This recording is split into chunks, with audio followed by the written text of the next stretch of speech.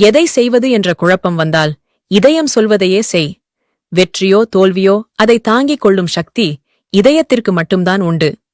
எப்படி என்ற வினாவிற்கு முடியும் என்ற விடையைத் தரும் ஆறுதல் நம்முடைய உறுதியான தன்னம்பிக்கைதான். இந்த உலகமே உன்னை திரும்பி பார்க்க வேண்டுமென்றால் நீ யாரையும் திரும்பி பார்க்காதே. உன் இலக்கு எதுவோ அதை மட்டும் கவனத்தில் வைத்துக்கொண்டு பயணத்தை தொடர்ந்து கொண்டே இரு. நமது ஆழ்மனமானது நமது செல்வ செழிப்பான மனநிலையைப் பொறுத்துதான் நமக்கு செல்வ செழிப்பையும் மகிழ்ச்சியையும் வழங்குகிறது. நமது ஆழ்மனமானது நமது எதிர்மறை சிந்தனைகள் மற்றும் ஏழ்மையான மனநிலையைப் பொறுத்து தான் நமக்கு ஏழ்மையையும் கஷ்டங்களையும் வழங்குகிறது.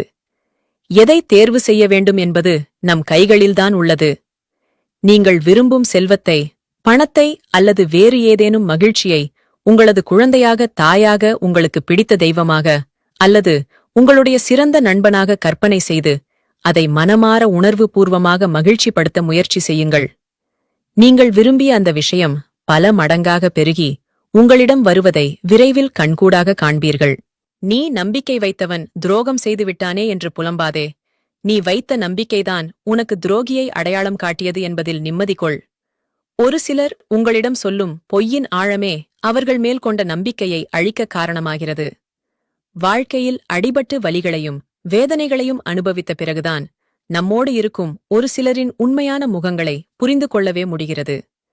பிறரை வேதனைப்படுத்தி அதில் இன்பம் காண்பது பிணத்தை பார்த்து சிரிப்பதற்கு சமம். உன்னை சுற்றியிருப்பவர்களில் சிலர் உன்னை வேதனைப்படுத்தி அதில் இன்பம் காணவே ஏங்கி காத்திருக்கிறார்கள் என்பதை தெரிந்து கொள்.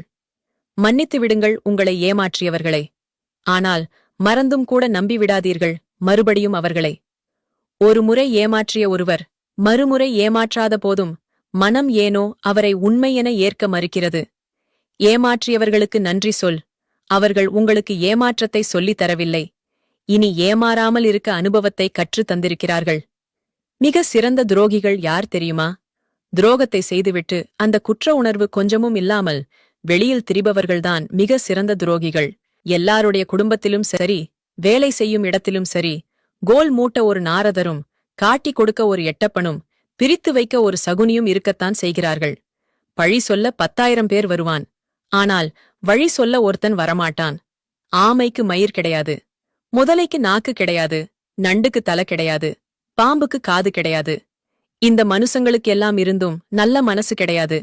நீங்க ஒருத்தரை காயப்படுத்தி இன்னொருத்தர் கிட்ட காட்டுற அன்பு என்னைக்கும் நிலைக்காது. புதுசு வந்த உடனே பழசு குப்பைக்குதான் போகும்னு சொன்னது சரியாத்தான் இருக்கு. ஆனா நீங்க குப்பையில தூக்கி போட்டது வைரம்னு ஒரு நாள் புரிய வரும். புரிஞ்சதுக்கு அப்புறம் கேக்குற மன்னிப்பு செத்ததுக்கு அப்புறம் செய்யற சடங்குக்கு சமம்.